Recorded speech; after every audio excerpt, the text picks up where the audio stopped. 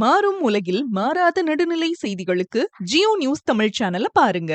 தமிழ் சங்கம் மதுரையில் காந்தி மியூசியம் அருகில் சிறப்பாக கட்டிடம் கட்டப்பட்டுள்ளது. இந்த கட்டிடத்தில் தமிழ் சம்பந்தப்பட்ட விழாக்கள் மற்றும் நாடகங்கள் நடத்துவதற்கு அனுமதிக்கப்பட்டிருந்தது. பல்வேறு பள்ளி மாணவ மாணவியர்கள் இந்த உலக தமிழ் சங்கத்தை பார்த்து உள்ளே இருக்கிற அந்த தமிழ் சம்பந்தப்பட்ட அந்த புத்தகங்கள், ஏடுகள் எல்லாவற்றையும் அறிந்து மகிழ்ச்சியாக எப்படி கீழடியை பார்த்துட்டு போகிறாங்களோ அதே மாதிரி பார்த்துட்டு போகிறாங்க. இதற்கிடையில் இந்த உலக தமிழ் சங்கம் 5வது உலகத்தமிழ் மாநாட்டில் மறைந்த முதலமைச்சர் எம்ஜிஆர் அவர்கள் மாநாடு மதுரையில் நடந்துச்சு. மதுரையில் நடக்கும்போது மதுரை சட்டக்கல்லூரிக்கு பக்கத்தில் இந்த உலக தமிழ் சங்கம் இடம் கையகப்படுத்தப்பட்டு கடந்த 7 வருடங்களுக்கு முன்பாக சிறப்பாக இந்த கட்டடம் கட்டப்பட்டது.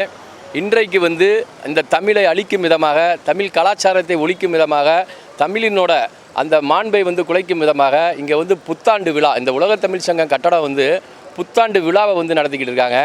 உள்ளே காம்போ போட்டிருக்காங்க. அந்த பார்த்திங்கன்னா காம்போ அதில் என்ன அசைவ உணவுகளை பரிமாறுறாங்க. திருக்குறள் போட்டிருந்தாங்க. திருக்குறள் எல்லாமே எல்லாத்தையும் மறைச்சி போர்டு வச்சுருக்காங்க. சும்மாவே இந்த திருக்குறள் கல்வெட்டில் ஃபுல்லாமே தெரியாமல் இருக்குது, பூரா அழிஞ்சு போச்சு. அதை இன்னும் அழிக்கும் விதமாக ஃபுல்லாக இது பண்ணியிருக்காங்க. வெஸ்டர்ன் மியூசிக்கு அவங்க என்னென்னா லைட் மியூசிக்னு சொல்லி வெஸ்டர்ன் மியூசிக்கு அந்நிய கலாச்சாரத்தை உள்ளே பூத்துறாங்க. மதுரை எவ்வளோ தமிழுக்கு ஒரு பேர் போன ஒரு மதுரை அவ்வளோ பெரிய இடம். நக்கீரர் திருவிளையாடல் நடந்த மதுரை, கண்ணகி வாழ்ந்த மதுரை. இந்த மதுரையில் தமிழுக்குரிய அவ்வளோ பெருமைக்குரியது. இந்த நான் தமிழ் சங்கத்தில் மதுரையில் தான் தமிழ் சங்கம் படைத்த ஒரு வரலாற்று அனைத்து இருக்கும்போது இந்த தமிழை ஒழிக்கும் விதமாக இன்றைய இந்த தமிழக அரசு இந்த மாதிரி விழாக்களுக்கு எல்லாத்துக்குமே அனுமதி தராங்க. இதனால் வருங்கால சந்ததிகளுக்கு எப்படி பாதிக்கப்படுவாங்கன்னா, தமிழ்லாம் இதானோ, வெஸ்டர்ன் மியூசிக் தான் தமிழோ, அசைவ உணவுகளை உள்ளே இது பண்ணிவிட்டு எப்படி அசைவ உணவு சாப்பிட்றவங்க புத்தாண்டுக்கு வாங்குறவங்க அழகாக ஒரு 500 ரூபாய்க்கு 700 ரூபாய்க்கு டிக்கெட்டை வாங்கிட்டு தண்ணி அடிச்சுட்டு தான் உள்ளே வரப்போகிறாங்க. அப்போ எவ்வளோ தமிழ் அந்த கலாச்சாரம் நசுக்கப்படுது, குரல் வழி நெரிக்கப்படுது.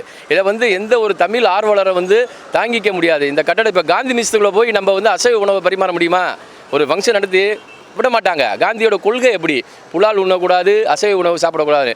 அதே மாதிரி இந்த கட்டடம் தமிழ் கலாச்சாரம் மிகுந்த கட்டடம். இங்கே என்னென்னா வெளியே இன்றைக்கி புத்தாண்டு, இன்றைக்கி 2025 31ஆம் தேதி. இன்றைக்கு இந்த புத்தாண்டு அன்னைக்கு 2026 உலக தமிழ் இங்கே அழிக்கப்பட்டிருக்கோம். இன்றைக்கு இந்த கொண்டாட்டத்தில், இந்த களியாட்டத்தில் தமிழ் மண்ணோட மண்ணாக புதைக்கப்படும். அதனால் இந்த புத்தாண்டு இதுக்கு இனி வரும் காலத்திலையும் இன்றைக்கும் இந்த புத்தாண்டு கொண்டாட்டங்களை தடை விதிக்கணும். அவங்க கொண்டாடுறதுலாம் ஒரு 5 ஸ்டார் ஹோட்டல். இப்போ 5 ஸ்டார் ஹோட்டல்லாம் போலீஸ் கெடுபிடி பண்ணிட்டாங்க. இப்போ கவர்மெண்ட் அஃபீஷியல் பில்டிங்கை பிடிக்க ஆரம்பிச்சிட்டாங்க. 5 ஸ்டார் ஹோட்டல்லாம் புத்தாண்டு கொண்டாட்டம் அவ்வளோ கொண்டாட முடியாது. ஏன்னா கெடுபிடி பண்ணிட்டாங்க. சென்னையிலலாம் ஈஸியாலலாம் கிடையாது.